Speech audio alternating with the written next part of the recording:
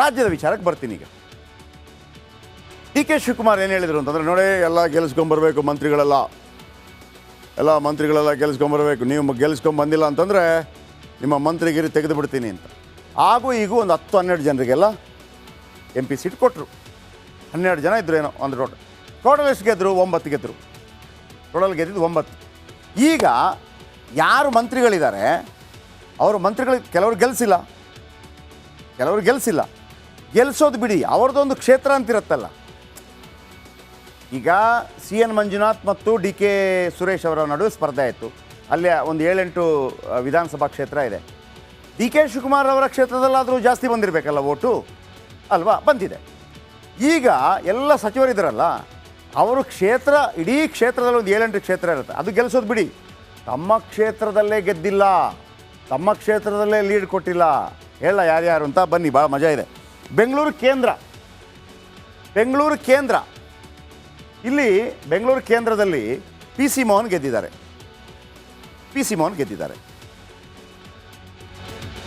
ಇವರ ಗಾಂಧಿನಗರ ಕ್ಷೇತ್ರದಲ್ಲಿ BJPಗೇನೆ 23,324 ಲೀಡ್ ಬಂದಿದೆ. ಇವರ ಕ್ಷೇತ್ರದಲ್ಲೇ ಇವರು ಸೋತಿದ್ದಾರೆ. ಕಳೆದ ಬಾರಿ ಇವರು ಗೆದ್ದಿದ್ರಲ್ವ, ಇಲ್ಲಿ ಇವರು BJPಯನ್ನು ಸೋಲಿಸಿ ಗೆದ್ದಿದ್ದಲ್ವಾ? ಹಾಗಿದ್ರೆ ಜಾಸ್ತಿ ಬರಬೇಕಿತ್ತು, ಕಾಂಗ್ರೆಸ್ಗೆ ಜಾಸ್ತಿ ಬರಬೇಕಿತ್ತಲ್ವಾ? ಕಾಂಗ್ರೆಸ್ಗೆ ಜಾಸ್ತಿ ಬರೋದು ಬಿಡಿ, ಕಾಂಗ್ರೆಸ್ಗೆ ಬಂದೇ ಇಲ್ಲ, BJPಗೆ ಜಾಸ್ತಿ ಬಂದಿದೆ, 23,324. ನೆಕ್ಸ್ಟ್ ಯಾರು ಮಂತ್ರಿ? ಕೋಲಾರ ಕ್ಷೇತ್ರದಲ್ಲಿ 8 ವಿಧಾನಸಭಾ ಕ್ಷೇತ್ರ ಬರುತ್ತೆ. ಅಲ್ಲಿ ಒಂದು ಚಿಂತಾಮಣಿ, ಐ ಥಿಂಕ್ ಚಿಂತಾಮಣಿಯಲ್ಲಿ ಕಾಂಗ್ರೆಸ್ಗೆ ಲೀಡ್ ಬರಲೇ ಇಲ್ಲ, JDSಗೆ 7,550 ಲೀಡ್ ಬಂದಿದೆ. ಸೊ ಇವರು ಕೂಡ ಒಂದು ಲೆಕ್ಕದಲ್ಲಿ ರಾಜೀನಾಮೆ ಕೊಡ್ತಾರಾ ಗೊತ್ತಿಲ್ಲ. ನೆಕ್ಸ್ಟ್ ಬನ್ನಿ, ಯಾರು? ಶಿವಮೊಗ್ಗ, ಮಧು ಬಂಗಾರಪ್ಪ. ಶಿವಮೊಗ್ಗದಲ್ಲಿ ಕೂಡ 8 ವಿಧಾನಸಭಾ ಕ್ಷೇತ್ರ ಇದೆ. ಮಧು ಬಂಗಾರಪ್ಪ ಅಕ್ಕನನ್ನೇ ನಿಲ್ಲಿಸಿದ್ದಾರೆ. ಇವರು ಗೆಲ್ಲಿಸ್ಕೊಡ್ಬೇಕು ತಾನೆ? ಗೆಲ್ಸೋಕ್ಕಾಗಿಲ್ಲ. ಇವರ ಕ್ಷೇತ್ರದಲ್ಲಿ ಜಾಸ್ತಿ ಬರಬೇಕು ತಾನೆ? ಇವರ ಕ್ಷೇತ್ರದಲ್ಲಿ BJPಗೆ ಜಾಸ್ತಿ ಬಂದಿದೆ, 17,937. ಇವರು ರಾಜೀನಾಮೆ ಕೊಡಬೇಕಾ ಬೇಡ ಗೊತ್ತಿಲ್ಲ. ನೆಕ್ಸ್ಟ್ ಯಾರು? ರಾಮಲಿಂಗಾರೆಡ್ಡಿ. ಅರೇ ವಾ, ರಾಮಲಿಂಗಾರೆಡ್ಡಿ ಎಲ್ಲಿ MLA? BTM layout MLA. Bengaluru south ಅನ್ನೋದು 8 ಕ್ಷೇತ್ರ, ಅದರಲ್ಲಿ BTM ಲೇಔಟ್ ಕೂಡ ಒಂದು. ಇವರ ಕ್ಷೇತ್ರದಲ್ಲಿ ಇವರ ಮಗಳಿಗೆ ಜಾಸ್ತಿ ಕೊಡಬೇಕಲ್ವ ಇವರು ಓಟು? ಕಾಂಗ್ರೆಸ್ಗೆ ಜಾಸ್ತಿ ಬರಬೇಕಲ್ವಾ? BJPಗೆ 9,349 ವೋಟ್ ಲೀಡ್ ಆಗಿದೆ, ಜಾಸ್ತಿ ಬಂದಿದೆ.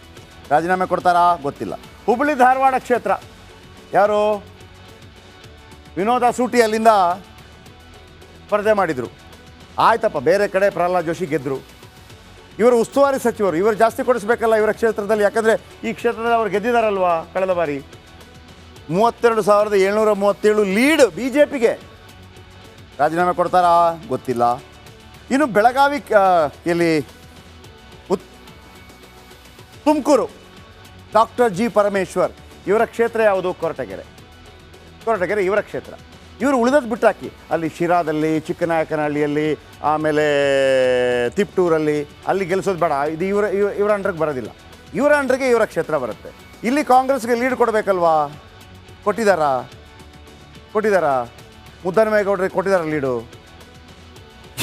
ಇಲ್ಲಿ ಲೀಡ್ BJPಗೆ 25,541. ಸೋಮಣ್ಣಗೆ ಲೀಡು.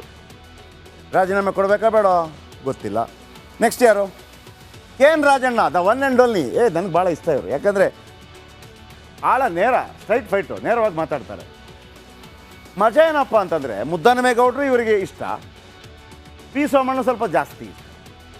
ಕಳೆದ ಬಾರಿ ದೇವೇಗೌಡರನ್ನು ಸೋಲಿಸಿದ್ರು ಇವರು. ಈ ಬಾರಿ ಇಂಥ ನಾಯಕ ಇವರಿಗೆ ಆ DCC ಬ್ಯಾಂಕೆಲ್ಲ ಇದೆ. ಸೊ ಸಖತ್ತಾಗಿ ಜನ ಇವರ ಮಾತನ್ನು ಕೇಳ್ತಾರೆ. ಇವರಾದರೂ ಕಾಂಗ್ರೆಸ್ಗೆ ಲೀಡ್ ಕೊಡಬೇಕಾ ಬೇಡ? ಇವರೇನಂತ ಇದ್ರು, ನಾನು KPCC ಅಧ್ಯಕ್ಷ ಆಗ್ತೀನಿ, ಮಂತ್ರಿಗಿರಿ ಬಿಡ್ತೀನಿ. ಓಕೆ, ಆಗಿದ್ದರೂ ಇವರು ಲೀಡ್ ಕೊಡ್ಬೇಕು ತಾನೆ ಕಾಂಗ್ರೆಸ್ಗೆ. ಇವರು ಕೊಟ್ಟಿದ್ದೆಷ್ಟು? BJPಗೆ 12,802 ಲೀಡು. ರಾಜೀನಾಮೆ ಕೊಡ್ತಾರಾ ಗೊತ್ತಿಲ್ಲ. ನೆಕ್ಸ್ಟ್ ಯಾರು? ಮಂಡ್ಯ, ಚೆಲುವರಾಯಸ್ವಾಮಿ ಪಾಪ. ನೋಡಿ ವೀಕ್ಷಕರೇ, ಮಂಡ್ಯದಲ್ಲಿ ಕುಮಾರಸ್ವಾಮಿ 2,80,423 ಮತಗಳ ಅಂತರದಿಂದ ಗೆದ್ದಿದ್ದಾರೆ. ರೆಕಾರ್ಡ್ ಮಂಡ್ಯದಲ್ಲಿ. ಇಷ್ಟು ದೊಡ್ಡ ಅಂತರದಿಂದ ಗೆದ್ದ ಇತಿಹಾಸ ಇಲ್ಲ. ಈ ಹಿಂದೆ 1998ರಲ್ಲಿ ಅಂಬರೀಷ್ ಅವರು 1,80,723 ಮತಗಳ ಅಂತರದಿಂದ ಗೆದ್ದಿದ್ರು.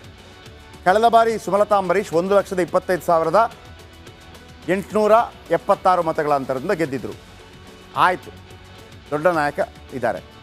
ಚಲುವರಾಯಸ್ವಾಮಿ ಅವರ ಕ್ಷೇತ್ರ ನಾಗಮಂಗಲ, ಉಸ್ತುವಾರಿ ಸಚಿವರು. ಇವರೊಂದು ಮಾತು ಹೇಳಿದ್ರು, ನಾನೇನಾದರೂ ನಮ್ಮ ಸ್ಟಾರ್ ಚಂದ್ರು ಸೋತ್ರೆ ರಾಜೀನಾಮೆ ಕೊಡ್ತೀನಿ ಅಂತ ಹೇಳಿದರು. ರಾಜೀನಾಮೆ ಕೊಡೋದು ಬೇಡ ಪಾಪ, ಆದರೆ ನಿಮ್ಮ ಕ್ಷೇತ್ರದಲ್ಲಿ ಲೀಡ್ ಎಷ್ಟು ಕೊಟ್ಟಿದ್ದೀರಿ ಕಾಂಗ್ರೆಸ್ಗೆ ಅಂತಂದರೆ JDSಗೆ ಲೀಡ್ ಬಂದಿದೆ. ಎಷ್ಟು? 46,511. 41,511. ಓಕೆ, ನೆಕ್ಸ್ಟ್ ಎಲ್ಲಿಗೆ? ಮಂಕಾಳ ವೈದ್ಯ, ಉತ್ತರ ಕನ್ನಡ. ಮಿನಿಸ್ಟ್ರು ಇವರೆಲ್ಲ ಮಿನಿಸ್ಟ್ರು ಸರ್, ಮೀನುಗಾರಿಕಾ ಸಚಿವರು. ಇವರ ಕ್ಷೇತ್ರದಲ್ಲಿ ಅಂಜಲಿ ನಿಂಬಾಳ್ಕರ್ಗೆ ಲೀಡ್ ಕೊಡಬೇಕಾ ಬೇಡ? ಇವರು BJPಗೆ ಲೀಡ್ ಕೊಟ್ಟಿದ್ದಾರೆ. ವಿಶ್ವೇಶ್ವರ ಹೆಗಡೆ ಕಾಗೇರಿಗೆ 32,343. ಯಾ ಬಾತೆ ಬೈ, ರಾಜೀನಾಮೆ ಕೊಡ್ತೀರಾ ಗೊತ್ತಿಲ್ಲ. ಆಯ್ತು, ಬೆಳಗಾವಿಯ ನಮ್ಮ ಲಕ್ಷ್ಮೀ ಹೆಬ್ಬಾಳ್ಕರ್ ವಿಚಾರಕ್ಕೆ ಬರೋಣ. ಅವರ ಮಗನೇ ಇರೋದು ಕ್ಷೇತ್ರದಲ್ಲಿ. ಇವ್ರ ಕ್ಷೇತ್ರದಲ್ಲಿ ಗೆಲ್ಸೋಕ್ಕಾಗಿಲ್ಲ ಫುಲ್ ಬೆಳಗಾವಿಯಲ್ಲಿ. ಇವರ ಕ್ಷೇತ್ರ, ಇವರ ಊರಲ್ಲಿ ಗೆಲ್ಲಿಸ್ಬೇಕಲ್ಲ. ಇವರ ಕ್ಷೇತ್ರದಲ್ಲಿ BJPಗೆ 50,529 ಲೀಡ್. ಆಯ್ತು, ಬಿಟ್ಟಾಕಿ. ಶಿವಾನಂದ್ ಪಾಟೀಲ್ ತಮ್ಮ ಮಗಳೇ ಸಂಯುಕ್ತ ಪಾಟೀಲ್ ಕಣಕ್ಕಿಳಿದಿದ್ದಾರೆ. ಇವರ ಕ್ಷೇತ್ರದಲ್ಲಿ BJPಗೆ ಲೀಡ್ 17,553. ಮಗಳಿಗೆ ಕೊಟ್ಟಿಲ್ಲ ಅವರ ಕ್ಷೇತ್ರದ ಜನ ಓಟು. ನೆಕ್ಸ್ಟ್ MB ಪಾಟೀಲ್ರ ಕ್ಷೇತ್ರದಲ್ಲಿ BJPಗೆ ಲೀಡ್ 3,351. ಬಟ್ ಕಡಿಮೆ ಆಗಿದೆ. ಇನ್ನು ಬೆಂಗಳೂರು ಉತ್ತರ ಕೃಷ್ಣ ಬೈರೇಗೌಡರು. ಇವರು ರಾಜೀವ್ ಗೌಡ್ರಿಗೆ ಓಟ್ ಹಾಕಿಸಬೇಕು. ಇವರ ಕ್ಷೇತ್ರದಲ್ಲಿ ಶೋಭಾ ಕರಂದ್ಲಾಜೆಗೆ 35,051 ಓಟ್ ಲೀಡ್. ಇನ್ನು ಚಿತ್ರದುರ್ಗ ಕ್ಷೇತ್ರ D. ಸುಧಾಕರ್, ಮೂಲಸೌಕರ್ಯ ಅಭಿವೃದ್ಧಿ ಸಚಿವ.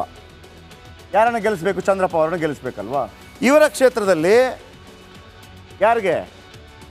ಕಾರಜೋಳ ಅವರಿಗೆ 6,197 ಲೀಡು, ಜಾಸ್ತಿ ಬಂದಿದೆ.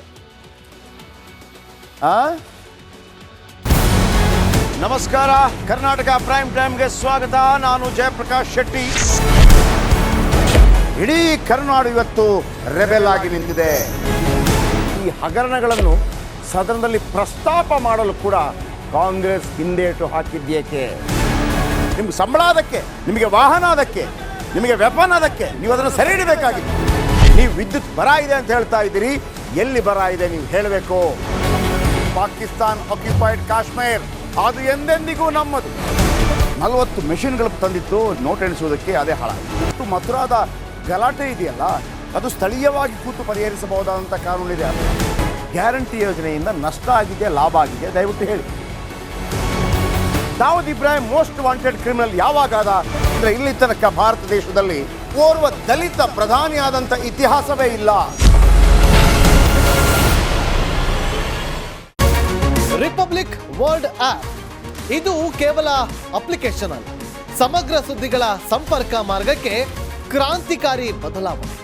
ರಿಪಬ್ಲಿಕ್ ವರ್ಲ್ಡ್ ಆಪ್ ಕೇವಲ ಸುದ್ದಿ ಅಪ್ಲಿಕೇಶನ್ ಅನ್ನ ಪರಿಚಯ ಮಾಡ್ತಾ ಇಲ್ಲ, ಬದಲಾಗಿ ಡಿಜಿಟಲ್ ಸುದ್ದಿ ಬಳಕೆಯ ಹೊಸ ಯುಗಕ್ಕೆ ನಾಂದಿ ಹಾಡ್ತಾ ಇದೆ. ಇದೊಂದು ಬ್ರೇಕಿಂಗ್ ನ್ಯೂಸ್, ಪ್ರಭಾವಶಾಲಿ ಕಾರ್ಯಕ್ರಮಗಳಿಗೆ ಗಟ್ಟಿಯಾದ ವೇದಿಕೆ. ರಿಪಬ್ಲಿಕ್ ವರ್ಲ್ಡ್ ಅಪ್ಲಿಕೇಶನ್ ಈಗ ಲೈವ್ ಆಗಿದೆ. ಗೂಗಲ್ ಪ್ಲೇ ಸ್ಟೋರ್ ಮತ್ತು ಆಪಲ್ ಆಪ್ ಸ್ಟೋರ್ ಎರಡರಲ್ಲೂ ಲಭ್ಯವಿದೆ. ಈಗಲೇ ಡೌನ್ಲೋಡ್ ಮಾಡಿ.